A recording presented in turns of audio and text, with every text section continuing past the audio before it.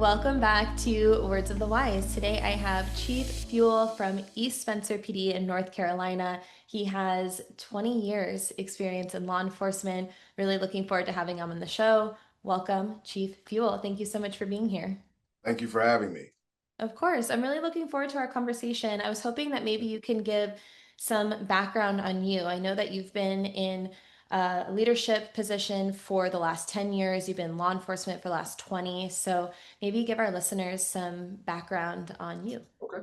Yeah, so I started out in law enforcement in 2005. I graduated from the police academy, but we call it down here as BLET, which is basic law enforcement training.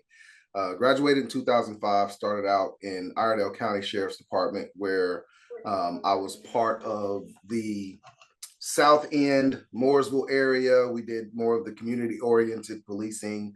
Um, when I first got into before I became law enforcement, there were some ideas of what I wanted to do. One was I love chips, so I wanted to be a cop on a motorcycle.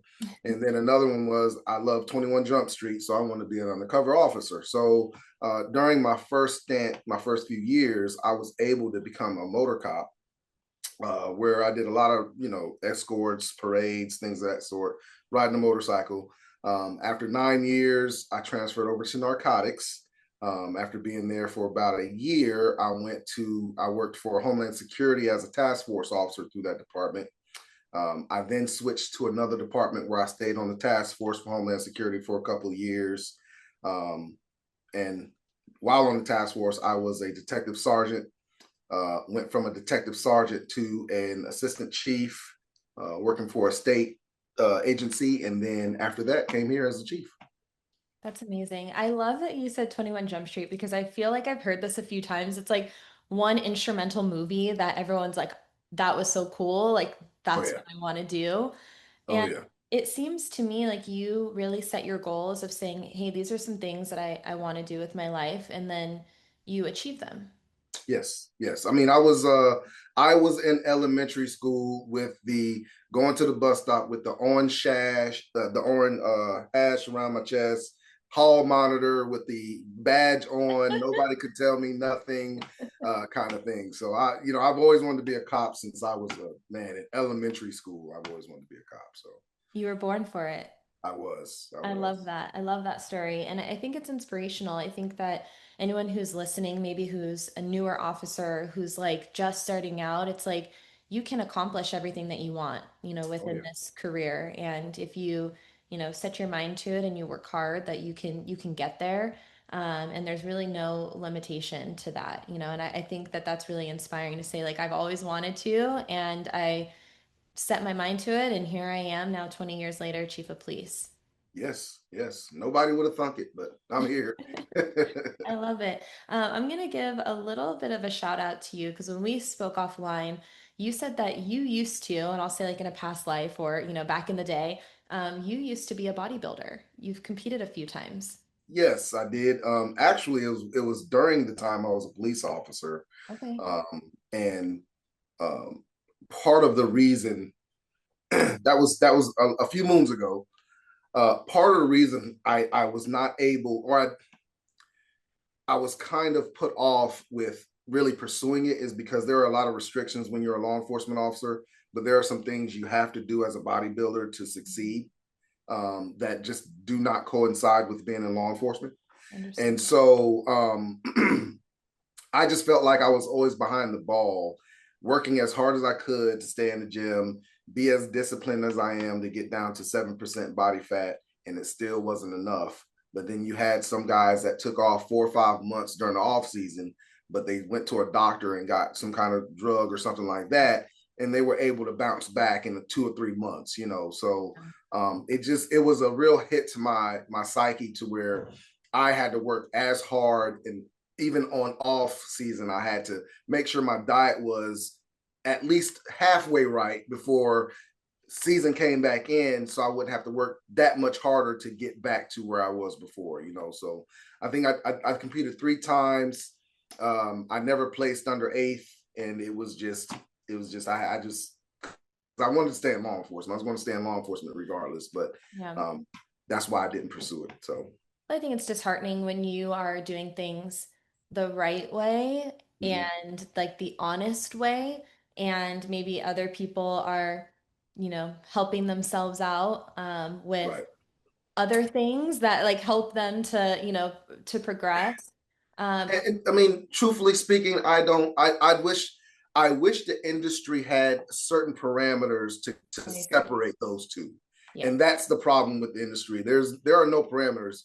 Yeah, they test you for it, but if you're 45 days out, it won't test positive. So it's the parameters of not keeping those two separate that really hurts the industry more than anything. Because Yeah. you have some good looking natural bodybuilders that look great, but they just won't compete with the drugs, you know. Yeah. So 100%. I'm curious to know because that does take a lot of discipline to, cut and to be in the gym and to work that hard. How did you cultivate that discipline and that resilience? Because, we have so many conversations, surrounding wellness, especially in this law enforcement space, where it's really challenging for people to find that dedication and that consistency and to get up in the morning and to do the thing. Where do you think you were able to find that, and how were you able to create those habits? well, so the horrible thing about law enforcement is the schedule, Mm. right? I've always loved working out, bodybuilding, lifting weights, and all that stuff. I played football, all that stuff, but I could never really get into the whole bodybuilding thing until I got to a point where my schedule was it was just a strict schedule of these hours I'm gonna be working and these hours I'm going to be off. Yeah. Once I got to that point in my career, I was able to fit in the gym and the eating because I knew at this time, eating every 2 hours a full meal is very hard, especially when you're working, right? And even though you might not feel like you're just totally full, it's just eating that much food in one day.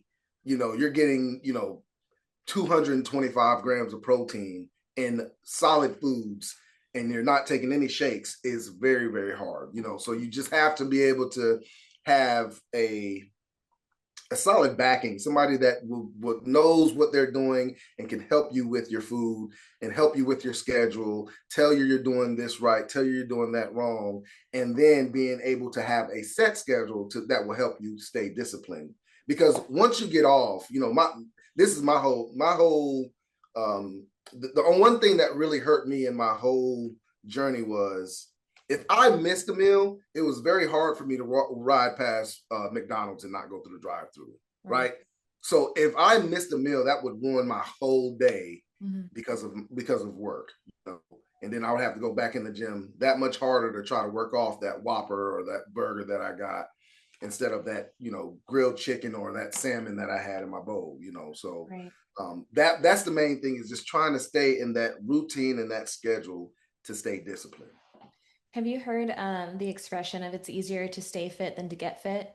Oh yes, And so it's yes, kind of that mentality of like, once you start to kind of like fall off a little bit, it's so much harder to then, like you said, get back in the gym and like try to work it right, off. And so if you have that consistency, it's easier to maintain that consistency than it is to try to work back up to something. right.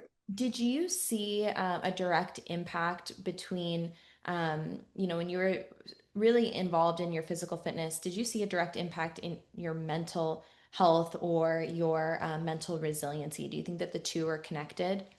Well, I mean, so this is the thing about it.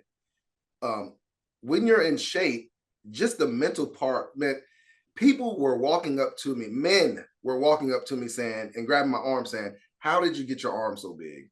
Just that alone, people, complimenting you on your physique, that alone will let you know, give, I mean, just the mental, um, you know, uh, I can't even think of the word I'm looking for. I mean, it just builds your mentality up when Yeah, somebody says, "Oh man, I'm not messing with that big dude," or "Oh, he's in shape. You better not run from him." Stuff like that that people say whenever you're in shape. It just helps you out so much. So yeah, that alone, if you don't even want to do it for your own, physical mental health, just your mental health of somebody telling you you're doing a good job when you walk down the street because your sleeves are fitting tight, and you can actually they can see that V taper when you're walking past them. It looks like almost like an upside down Christmas tree. So Yeah. those are the things that you're looking that really help you when you're in shape. I mean, I per se, I had a lot of people coming up to me and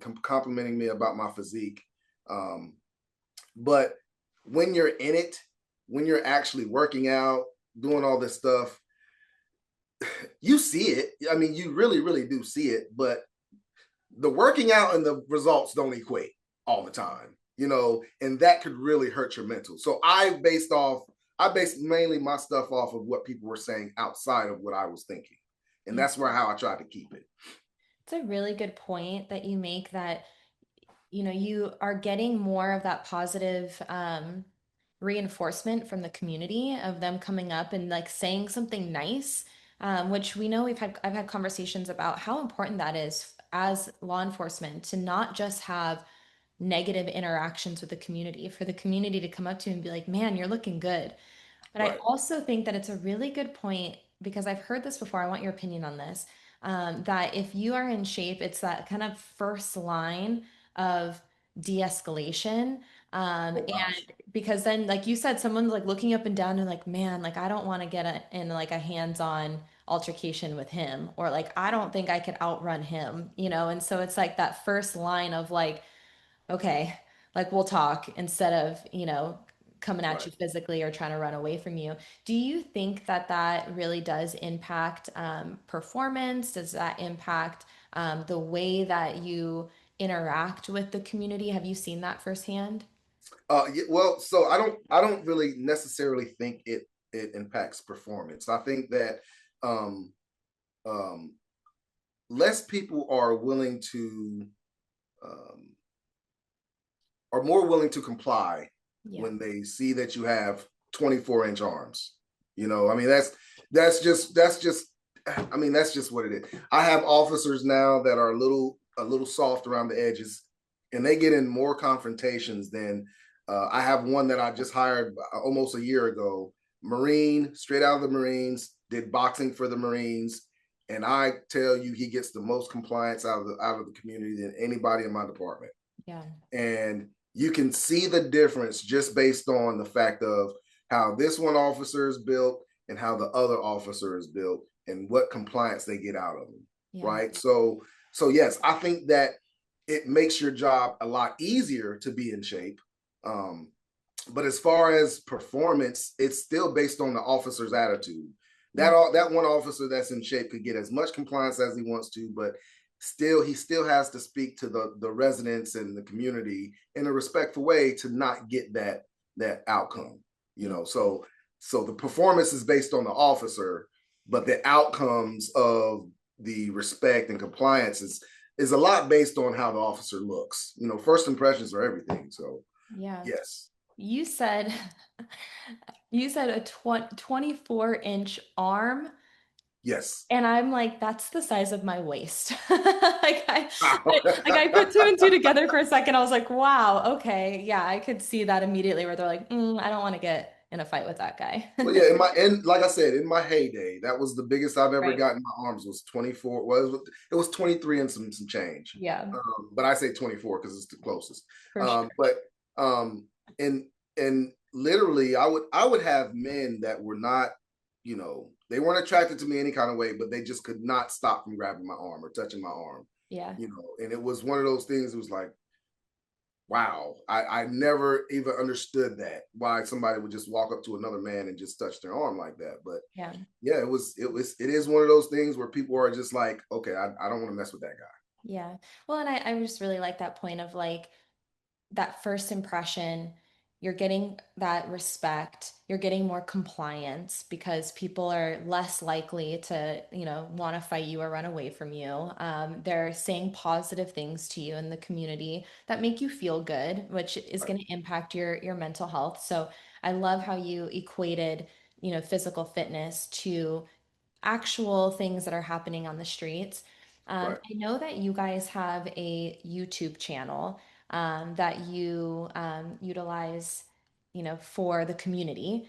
And I was wondering if you can give a little bit more background into what that looks like. Why did you guys start it? And why is it important? So it's not a YouTube channel for the police department.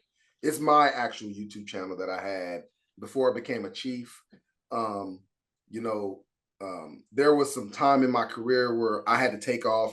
They call it sitting down for a little bit. I had to sit down for a little bit, almost a year in my career because of some other things that happened as far as like injuries and stuff of that sort. So I was at home.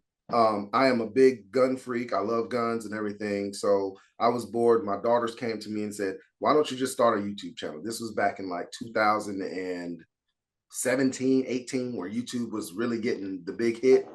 And I said, "Yeah, let me get on here and I just show off some guns." So I started out showing off guns and that things of that sort. A little bit after me starting my YouTube channel, I got back into law enforcement, and I was like, this was around the age of Black Lives Matter, all that stuff that was going on with that. And I was like, man, people literally, there's not one YouTube channel of a uniform officer. Now there's people speaking about being police officers, but you don't see a uniform on them, so you don't know if they're telling the truth or not, right? YouTube is one of those things, you get what you look at. You don't know if it's true, not whatever.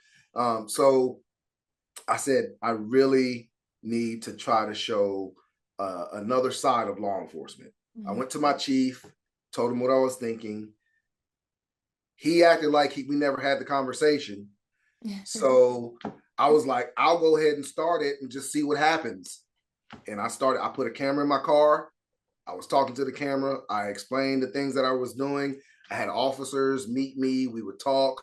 Officers sometimes didn't even know I was recording. Now I wouldn't put on there anything that was bad. That when guys get around, we talk about things that sometimes we don't need to be on YouTube. But it was a way to allow people to really see the human side of law enforcement instead of the policy side that law enforcement shows. Yeah. And I know we talked about this a little bit offline, and I really do think that it's a smart idea to humanize you guys, because I do think that there's a lot that the public doesn't understand. Mhm. What do you think the public misunderstands the most, and how do you think that they view you as a whole? So I think what the public misunderstands the most is that even though we are here to do a job, we might not agree with everything that we enforce. Mm. Right. So yeah, it is against the law and it is my job to enforce that law. But just because I'm enforcing it doesn't mean I agree with it. Right. And the reason why we're looked at as a computer, an Android, or whatever is because all officers have to enforce the same law, regardless if they agree with it or not. We all have to enforce the same law, so Yeah. that's why we look so uniform in the job that we do, right? But there's still people that have their own opinions, their own thoughts about certain things, and that doesn't mean that we all agree on the same thing when it comes down to it, and that's what a lot of people miss. Yeah. And you said offline, I really liked it. You're like, everyone sees law enforcement as like one, instead Mhm. of understand that you guys are individuals with different Right, thought processes, families, interests, and um, the more you can display the human side, I think the better, because we've also had right. this conversation where there's also this expectation of perfection. And I Mhm. think that if you don't have that human connection, then you don't understand the imperfections that are going to happen because you Right, are human. If you see it as a machine or a robot or, then of course, I think that mentality is like, well, this has to be perfect. But right, if right, you right, kind of like dive in and say, okay, wait a second, these are humans doing this job. And I understand that humans are flawed and imperfect, then I think there's more of that softness that can start to come of like understanding that you're not perfect and you are, a human doing a really hard job. right. And that was the main reason why I wanted to show, because one of the main things I show in that the YouTube it are the things that I mess up on, just to show them like this is like I can't get everything right every time, right? Sometimes they do get away. sometimes I do miss something. Sometimes it's one of those things where even though I've arrested somebody 3 times prior than that, I see this person in stress in some kind of different situation. And yeah, they might have committed the same crime, but I don't feel like they need to go to jail this time because of their personal situation they got going on. Yeah. Those kind of things are the things that I was really trying to show in that YouTube footage, so that people can understand everybody's not going to get the same treatment. Everybody that we encounter, even though it might be the same circumstance, the same law that they broke, it will never be the same treatment that we give everybody because everybody's different. Yeah. And that's what people need to understand. That's the thing. Everyone's different, but I also think like you guys are different on a day to day based on what you have going on in your life too. And there's going to be some days that like maybe you're a little crankier than others, or maybe you're like happier than others, and I think that there has to be space for that fluctuation of being human. Yes. It really just boils down to that because you do have other things going on in your life. It's not just, and I do think that there is an expectation of being able to compartmentalize and to say like don't bring home to work and vice versa. Right. Right. But again, if we're really giving you grace for being human, we know that that's not realistic, that there's Right. going to be times where maybe you're hangry, like you Yep. said, maybe you missed a meal, and like today is the day where you just have a little bit of edge, Yep. and I think that if we're going to give people grace for being humans, we have to understand that too, that you have lives and you have things that are going on. Maybe you're working overtime because the department's short on bodies and like you're the only one who can show up that day and you didn't get enough sleep. And, so I think that the more we can showcase that, the more understanding, or at least that's my hope, is that the more understanding the public and the community will have that, Yes. you guys are doing a very difficult job. You are humans, and there's never ever going to be like a rinse and repeat of the same exact day Right. because Right. it's not realistic. Did Yeah. you see by doing that, by putting yourself on camera, showing that you are human, did you see a response from the community of like, oh, Oh we get gosh. it? Man, it was awesome. My chief even came and said, "Keep doing it, man. We're getting very good outcome, very good response. People are really." It was it was it was at a very very bad time for law enforcement Mm, um, when I was doing it, and just the response not only helped the community, but it really helped officers yeah. because officers were at the point where they were thinking everybody hated them, right? And once they saw I would introduce other officers. I would give them nicknames, and it would make people laugh with the nicknames that I would give. But just the fact that they would name that officer's nickname and say he seems like a really cool guy, or some kind of comment that really spoke about that officer and made them see that the whole everybody's not mad at us. It's one of those things that you're seeing it on TV, yes, because that's what media wants to show. But when you really do a deep dive and you really start seeing these comments, it's maybe out of 1,000 comments, there's one or two trolls on there that really want to make a problem. And then the community in the chat, they get on the troll and run him out. So it's they see that the community really does support law enforcement, and it really helped us around that time. I really am glad that we were able to do it because of what we were able to show. Yeah, and I I think that it's really easy as humans to fixate on the negative.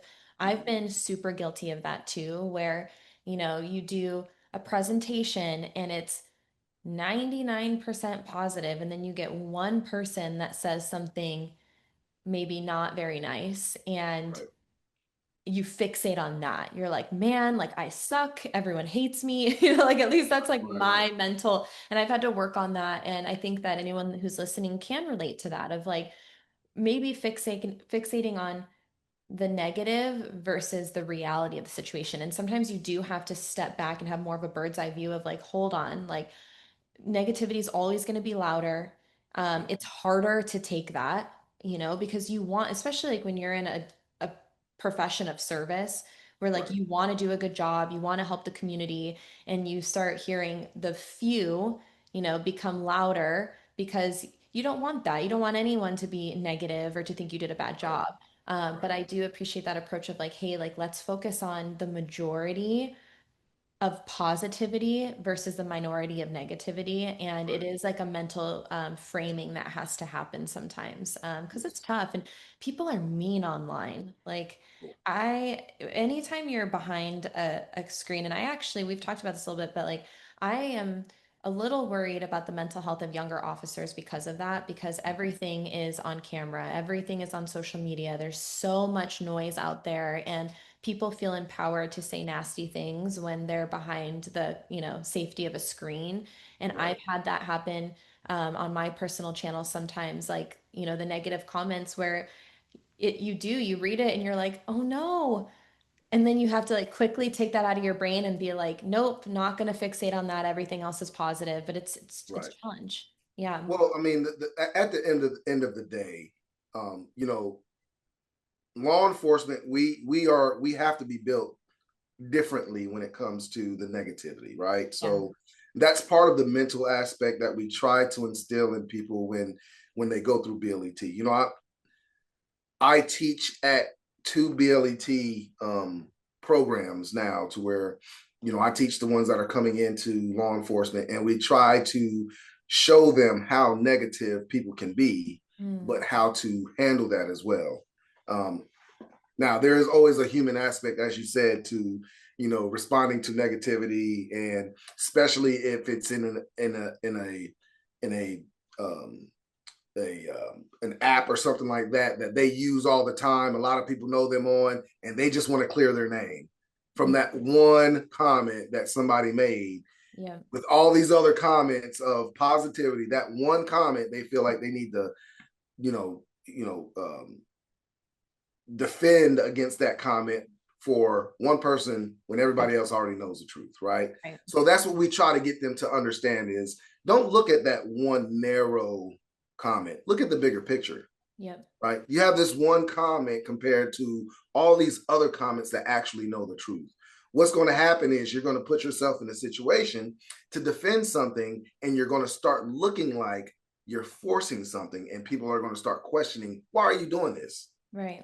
Right. So, and Right. that's what we try to do when it comes down to it. So you're right. I mean, the younger generation, they're just more um app advanced than we are when it comes to the older generation. So I'm 42, so Yep. um I'm not all the way into all the technology and all that stuff. I am in it. I play my video games and stuff like that, but I'm not as in it. Like, I have a granddaughter that's not even one knows how to work YouTube. It's crazy. I've So I've thought about this because I grew up with landlines, and I didn't have my first cell phone until I was in high school. And even when I did have the cell phone, it was like analog and it was black and yep, white, and like yep. it was not like techie. I didn't You have had to such. push that one button 3 times just to get to that letter to text. Yep, Yeah. exactly. Yep. Yeah. And I didn't have social media till I was in college. So I think um I'm grateful for that, to be Oh honest. yes. Like Oh yes. I had a childhood and an, early adult life where like there was so much connection. There wasn't a lot of noise online, at least not for me. And so I think my mental health and my confidence was built up through like my community and not Right. like these outside voices. And so I'm really happy that you were able to use social media and technology to your benefit to build up the confidence of your officers, because I think that it can go the other way. And creating more of an environment of us together in unity versus, us versus them, which I Right. think a lot of times you're starting to see that in some communities. It varies, but some communities it's like us versus them. And how Right. can you restructure that so that it's us together with the same shared goal of, creating a safe community? Right. Um, I wanted to ask you, when it comes to officer wellness or employee wellness, what do you think agencies should have, maybe as a bare minimum, to be able to support physical and mental health? I think education, when it comes down to it, education is the biggest thing. When people start figuring out and understanding my background when it comes to bodybuilding and stuff like that, they start making statements, and it's like, what YouTube channel did you get this from? Because this is the furthest thing from the truth that you could ever think about when it comes to losing weight, right? The Mm, correct way, yeah. right? Um, I think that education will take people a longer way than just getting the quick fix and not knowing how to keep the quick fix, Mhm. right? That's the biggest problem when I see weight loss in law enforcement. Everybody wants to get on some kind of pill or some kind of shot to help them lose that 45, 50 pounds in 2 months. But then after that, how do you keep it off, Yeah. right? Nobody is educated on how to eat correctly, how to make sure you eat to make your metabolism go up, what foods to eat to keep your metabolism up. Those kind of things that education will help them actually keep the goal instead of just getting to the goal and forgetting about it. Yeah. No, I like that a lot because I do think that, it's one thing to say, hey, we have resources, but it's another thing to say, hey, we have effective resources. And Right. I see this in like a different area and because I work a lot in like the mobility space, right? And so Mm-hmm. how can we promote injury prevention and injury recovery through more like mobility, stability type stuff? And I see this all the time and I teach this all the time. The number one thing I see is officers are like, I'm not flexible, I can't touch my toes. And then they'll like go to reach for their toes and they have a big rounded back. And I'm like, you're never going to get there.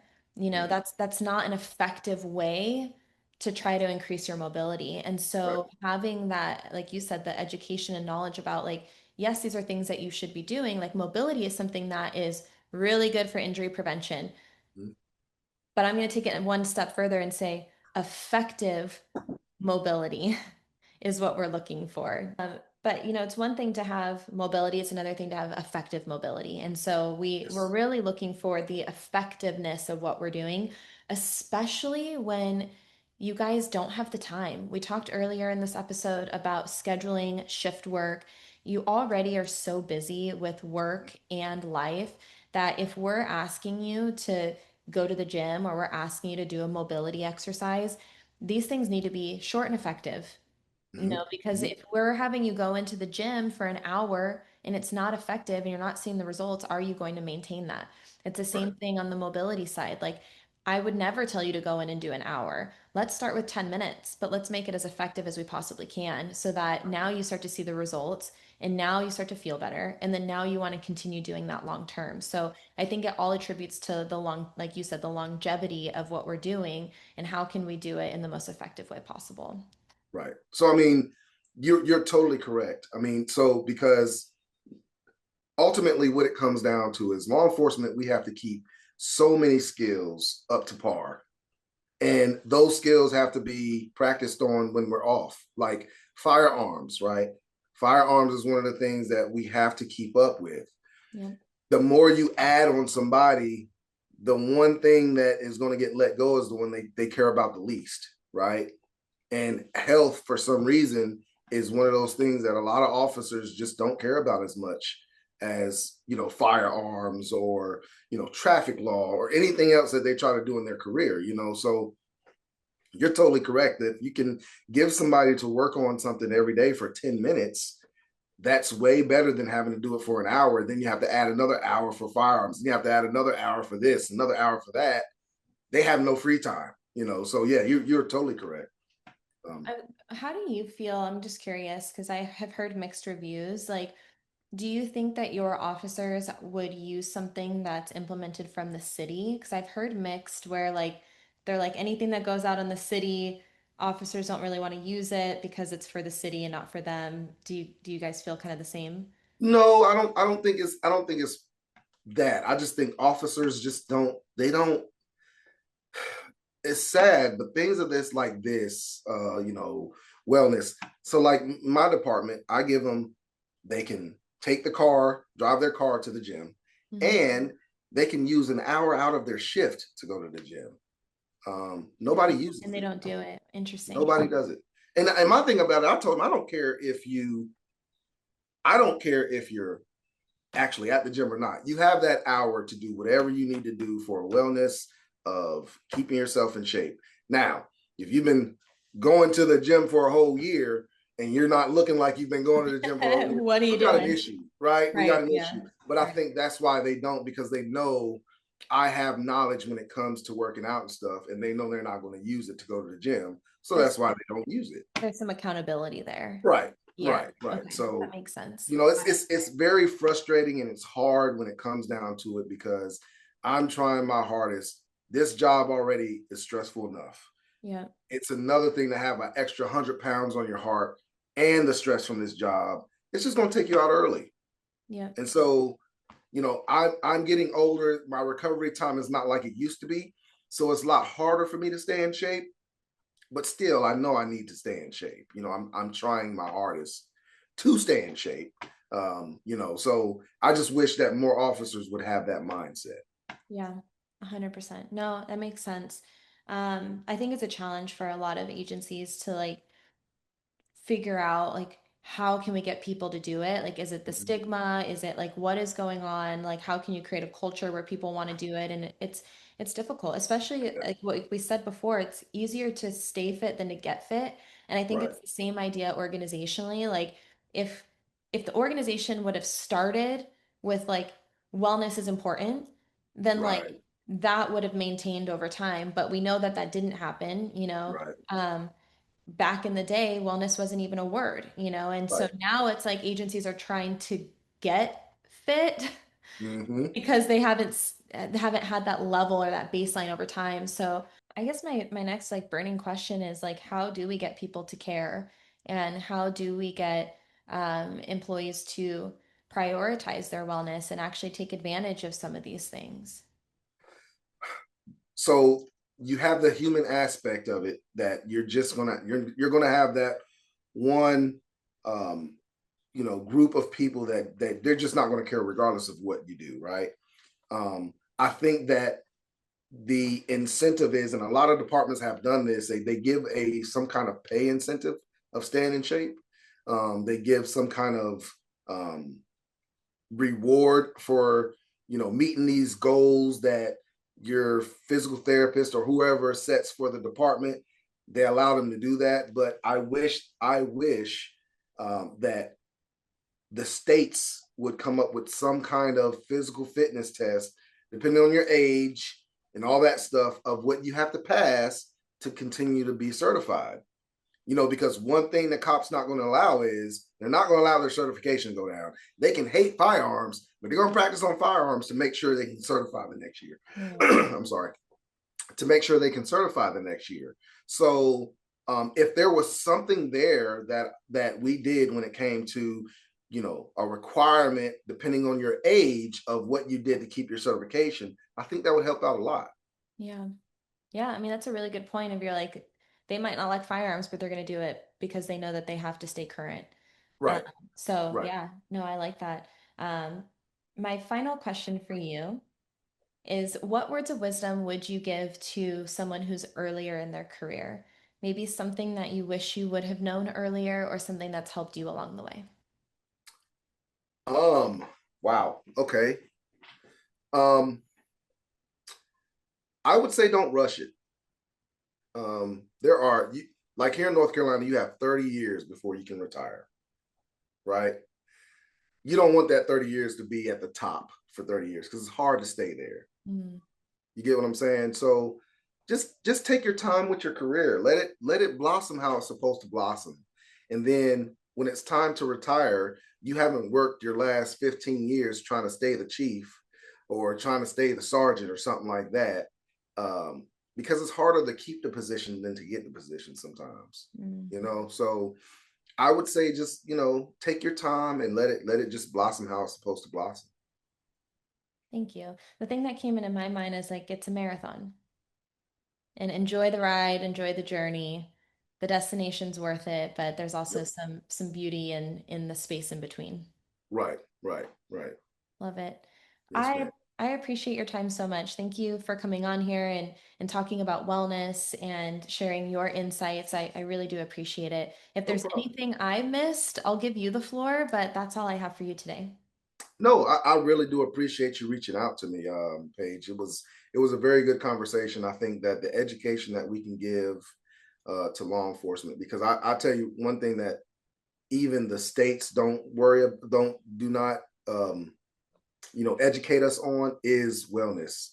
Yeah. There's a lot about mental health, when it comes to PTSD and those things, but that's directly with the job. There's nothing about PTS when it comes to your personal life, bringing it to work, or your work, bringing it to your personal life. Yeah. So I think that if the most the more awareness that we can bring to this profession to help out officers to actually help self-diagnose, to get them to that doctor, because one of the problems is that we don't even know what's going on with ourselves Mhm. to go to a doctor. Right? Why am I feeling this way? Why am I feeling so tired? Why am I feeling, if we can get this education out there to even spark that thought in their mind, maybe I need to go see a doctor. I Yeah. think that would work out best. Yeah, I agree. And I think that the challenge is that it's been so instilled to be tough and to not let things get to you, and to just like kind of ignore it and brush it off and like I'll be fine. And so I do appreciate that, early detection. How can we instill maybe even just a consistency of going to the doctor even when you feel good? Maybe Right. it's just a part of, like you said, the overall wellness of you as a human.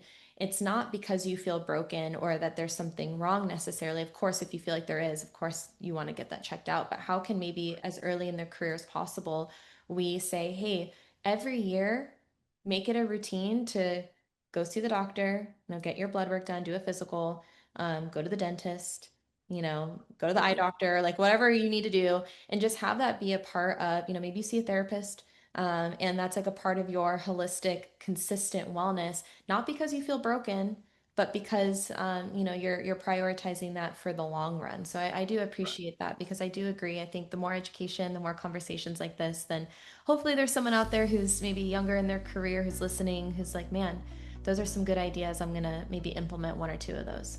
Well, I hope so. I really hope so. Like I said, I appreciate it. Of course. We'll stay in touch for sure. Thank you.